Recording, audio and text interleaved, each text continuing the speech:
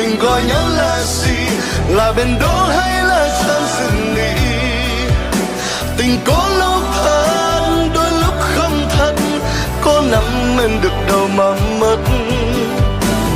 Bước thì ngày mà chấm bước ở lại, làm ngày cô đơn với nỗi nhớ đêm dài.